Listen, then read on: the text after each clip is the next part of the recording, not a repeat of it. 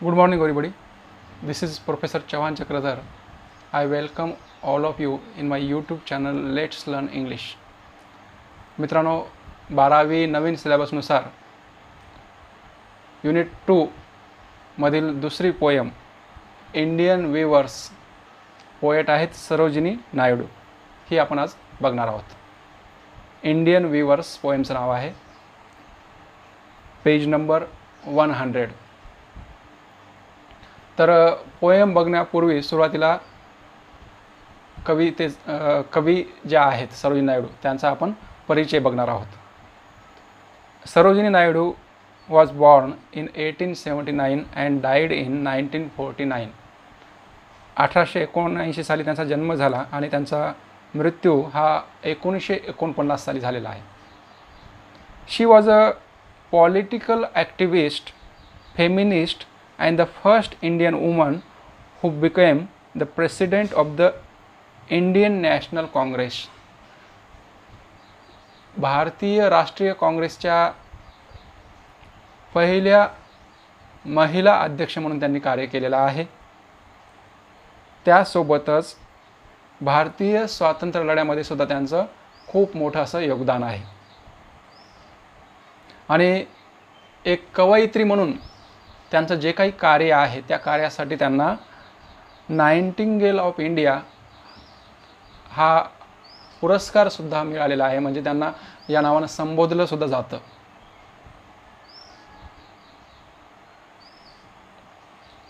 Latter she became the governor of the United Provinces in 1947, becoming the first woman to hold the office of the governor in independent India. स्वतंत्र भारतामध्ये पहिल्या महिला राज्यपाल म्हणून सुद्धा त्यांनी कार्य केलेलं आहे. तर आता या इंडियन वीवर्स या पोएममध्ये नेमकं काय सांगितलं हे आपल्याला बघायचं आहे. Indian weavers is a short poem where the poet talks about 3 types of garment that the weavers weave at 3 particular times of a day. 3 प्रकारची गारमेंट्स आणि दिवसांच्या 3 प्रकारच्या वेळेला वीवर्सनी विणलेल्या आहेत त्याच्याबद्दलची ही पोएम आहे. या 3 प्रकारच्या वेळा त्यांनी का निवडल्या, हे 3 प्रकारचे गारमेंट्स कुठले आहेत हे इन डिटेल आपल्याला कवितेमध्ये बघता येईल. Each stanza of the poem represents the 3 important events of human life. 3 स्टांजाची पोएम आहे आणि प्रत्येक स्टांजा म्हणजे मानवी जीवनाची एक स्टेज त्याच्यामध्ये सांगितलेली आहे. जशा की पहिली स्टेज बर्थ, त्याला आपण चाइल्डहूडसुद्धा म्हणतो. अडल्टहूड किंवा यंग ही दुसरी स्टेज, आणि तिसरी स्टेज म्हणजे डेथ किंवा ओल्ड एज. अशा प्रकारच्या 3 प्रकारच्या स्टेजेस आपल्याला या पोएममध्ये बघायला मिळतात. त्यासोबतच या पोएममध्ये काही कलर्सचा यूज केलेला आहे. The colours mentioned in the stanzas are very significant as they indicate the moods related to the events. या पोएममध्ये जे काही कलर्स आलेले आहेत ते वेगवेगळे मूड्स दाखवतात आणि त्या मूड्सनुसार ज्या पद्धतीनं ते विणकाम करतात, त्या ज्या गोष्टीसाठी ते विणकाम करतात त्यानुसार त्यांनी ते दिवसाची वेळ निवडलेली आहे आणि त्याच्यासाठी लागणारा कापडाचा रंगसुद्धा त्या प्रसंगानुसार निवडलेला आहे. तर हे झालं पोएमचं थोडक्यात इंट्रोडक्शन. आता आपण ॲक्च्युअल पोएम बघणार आहोत. Indian weavers. Weavers weaving at break of day, why do you weave a garment so gay. बघा, आता पहिला स्टांजा बघत असताना यामध्ये सिच्युएशन दिलेली आहे, इव्हेंट दिलेला आहे की ब्रेक ऑफ डे म्हणजे सकाळी पहाटे वीवर्स विणकाम करत आहेत. आणि याच्यामध्ये संवाद आहे की कवयित्री विचारते की why do you view a garment so gay. एवढ्या आनंदानं तुम्ही का विणकाम करताय आणि एवढ्या सकाळी का, एवढी सकाळची वेळ का तुम्ही निवडली विणकाम करण्यासाठी. असे 2 प्रश्न त्या ठिकाणी विचारलेले आहेत. त्याचं उत्तर काय येतं बघूया. Blue as the wing of a helicon wild, we view the robes of a new born child. विवर्सने उत्तर दिलेलं आहे की आम्ही ब्ल्यू रंगाचं कापड विणतोय, जे कापड की कशासारखं आहे, हेलिकॉन म्हणजे किंगफिशरच्या निळ्या पंखासारखं जे कापड आहे ते आम्ही विणतोय. आणि आम्ही हे कापड कुणासाठी विणतोय, तर हे कापड आम्ही विणतोय नवजात बालकासाठी, न्यूबॉर्न चाइल्ड, नव्यानं जन्मलेल्या बालकासाठी आम्ही हे कापड विणतोय. आणि आम्ही सकाळची वेळ निवडलेली आहे कारण की ज्या पद्धतीनं या बालकाच्या आयुष्याची सुरुवात ही जन्मापासून झालेली आहे, त्याच पद्धतीनं प्रत्येक दिवस हा त्याची सुरुवात ही सकाळी होत असते. आणि याचं आयुष्य जसं आनंदी मूडमध्ये सुरू झालेलं आहे, हॅपी मूडमध्ये सुरू झालेलं आहे, त्याच्या काही होप्स आहेत जीवनाकडून, एक्सपेक्टेशन्स आहेत, त्याच पद्धतीनं सकाळी आपण जेव्हा झोपेतून उठतो तेव्हा आपला मूड हा अतिशय आनंदी असतो.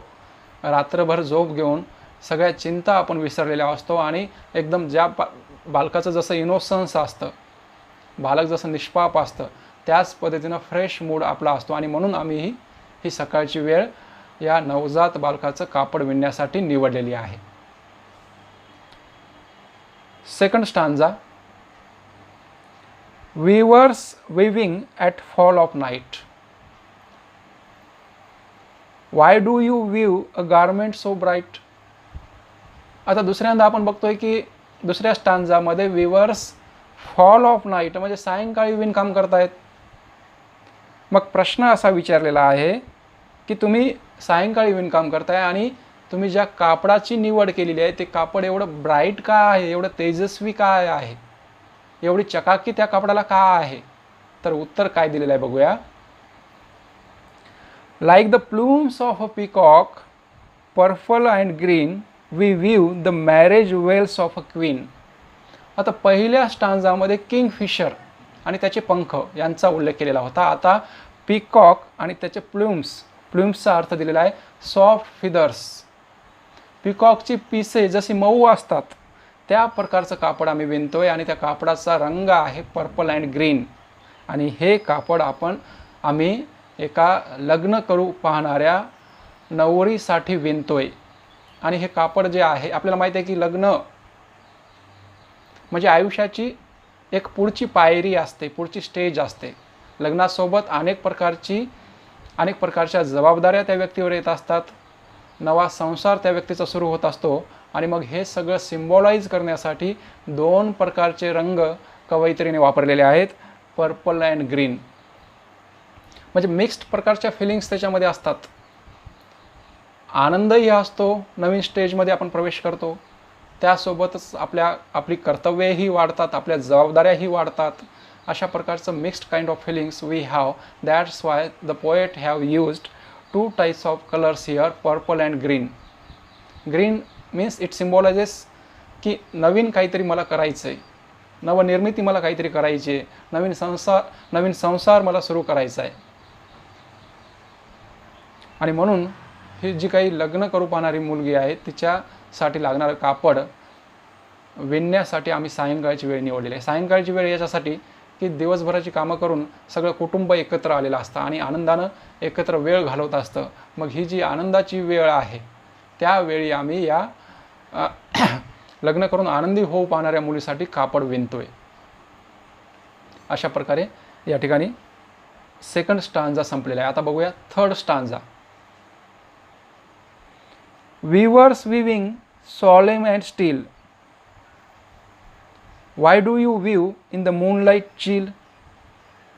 वीवर्स आता विणकाम करतायत, रात्रीची वेळ आहे, ते खूप शांत आहेत, स्थिर आहेत, स्तब्ध आहेत विणकाम करताना आणि चंद्रप्रकाशामध्ये थंड अशा वातावरणामध्ये ते विणकाम करत आहेत. मग प्रश्न विचारला की तुम्ही काय विणताय आणि यावेळी का विणताय, तर उत्तर काय दिलेलं आहे बघा. White as a feather and white as a cloud. पांढऱ्या पिसासारखं आणि आकाशातील पांढऱ्या ढगासारखं आम्ही कापड विणतोय. त्या कापडाचा रंग आहे पांढरा. आणि आम्ही काय विणतोय तर we view a dead man's funeral shroud. Shroud म्हणजे त्याला हिंदीमध्ये कफन असं म्हणतात.